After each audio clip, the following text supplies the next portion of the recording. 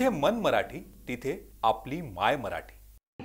मला एवढंच सांगायचं आहे की लोकसभेच्या निवडणुका आता 2-3 महिन्यावर येऊन ठेपलेल्या आहेत आणि एका 2 महिन्यामध्ये आचारसंहिता लागेल आणि मग नंतर आचारसंहितेमध्ये प्रशासकीय यंत्रणांचा वापर करून घेता येणार नाही।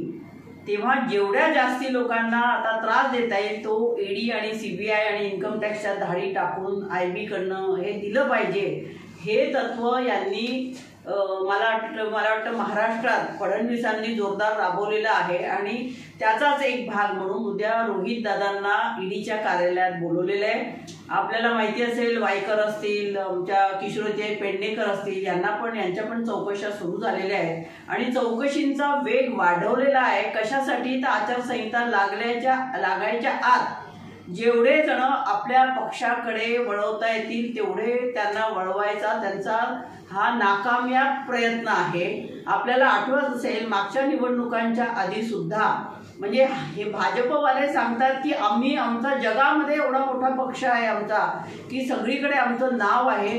मग तुमच्याकडे कार्यकर्त्यांची कमी आहे का नेत्यांची कमी आहे की तुम्हाला निवडणुकांच्या वेळी आपण कोणाला तिकीट देऊ हे तुम्हाला प्रश्न पडलेला आहे का की ते तुमचे कार्यकर्ते तुमचे नेते जे पक्षाच्या तिकिटावरती निवडणूक लढवू शकतील अशी खात्री तुम्हाला नाहीये म्हणून तुम्ही कधी सोलापूरला जाता, कधी इकडे जाता, कधी तिकडे जाता, कधी प्रणिती शिंदे आमच्याकडे येत आहेत, कधी आणखीन कोणी येत आहेत।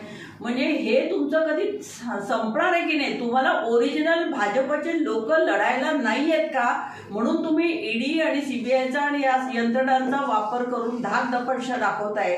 कारण आतापर्यंत रोहित दादांनी जे काय केलेलं आहे ते फक्त बेरोजगार तरुण असतील, शेतकऱ्यांची मुलं असतील, कारण त्यांच्या संघर्ष यात्रेला मी स्वतः त्यामध्ये गेलो होतो, आम्ही सगळेच होतो आणि त्याच्यामध्ये आम्ही हे डोळ्यांनी बघितलेलं आहे की बेरोजगार युवक जे आहेत जे एमपीएससीच्या परीक्षांसाठी ज्यांनी फॉर्म भरलेले आहेत, 1200 रुपये फी दिलेली आहे, ज्याला सरकारने एवढ्या फीज गरीब मुलांकडे घ्यायला नको, याला विरोध करण्यासाठी तरुण मुलं त्यांच्याकडे येत होते, सांगत होते की असा अन्याय चाललेला आहे आणि त्या अन्यायाला वाचा फोडण्यासाठी मला वाटतं रोहित दादा पुढे सरसावलेले असताना रोहित दादांना कसं जायाबंद करता येईल आणि कसं ईडी आणि याचा धाकधपट दाखवता येईल। पण आम्ही घाबरणारे लोक नाही।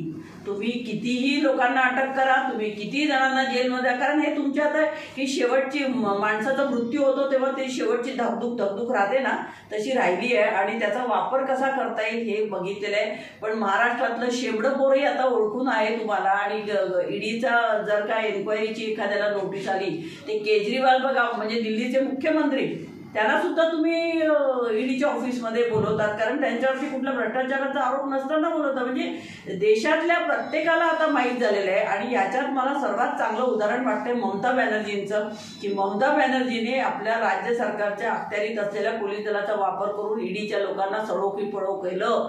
असं त्यांना केलं पाहिजे खरं तर, परंतु ठीक आहे आता फडणवीसांच्या हातात गृह खाते म्हणून वाटेल ते चाललेलं आहे, परंतु हे वाटेल ते चाललेलं आम्ही खपवून घेणार नाही आणि मोठ्या संख्येने यामध्ये महिला असतील, बेरोजगार युवक असतील, राष्ट्रवादीचा प्रत्येक कार्यकर्ता हा पेटून उठलेला आहे आणि उद्या मुंबईमध्ये आल्याशिवाय राहणार नाही। खरं तर गृह खात्याची जबाबदारी असते की कायदा सुव्यवस्था जपली पाहिजे, परंतु पोलिसांनी जर का अटकाव केला तर त्याला मध्ये तरुण मुलांना त्रास व्हायला नकोय। आणि जरांगे पाटील जे मुंबईकडे निघालेले आहेत, मराठा आरक्षणासाठी असंख्य मराठी मुंबईकडे निघालेले आहेत आणि ही सगळी कायदा सुव्यवस्था सांभाळणं हे पोलिसांचं काम आहे, प्रशासनाचं काम आहे। असं असताना आणखीन आगडो मुसळायचा नसेल तर मला असं वाटतं हे फालतू ईडीच्या ज्या चौकशा आणि हे सगळे धाकधपट सुरू आहे हे शासनाने ताबडतोब बंद केलं पाहिजे। एकीकडे राम मंदिर आणायचं आणि एकीकडे उद्घाटनं करायची आणि एकीकडे सर्वसामान्य माणसासाठी प्रश्नांसाठी काम करणाऱ्या रोहित दादांसारख्या आमदाराला इथे चौकशीला बोलवायचं आणि महाराष्ट्राची जी काय व्यवस्था आहे ती खराब करायचा प्रयत्न असेल तर पोलिसांना सुद्धा आम्ही वॉर्निंग देतोय की तुम्ही शांतपणे लोक आंदोलन करतायत, तिथे तुम्ही लोकशाही आहे अजून महाराष्ट्रामध्ये आणि मुंबईमध्ये, तर तुम्ही धाकधपट करून मुलांना आणि लोकांना त्रास देऊ नये। जे काय शांतपणे आंदोलन तुम्ही बोलवलंय चौकशी चौकशीला आम्ही चौकशीला जाणार. आमचे पवार साहेब सुद्धा गेले होते, तेव्हा मुंबईचा कमिशनर पवार साहेबांच्या घरी गेला आणि म्हणाला की साहेब तुम्ही येऊ नका.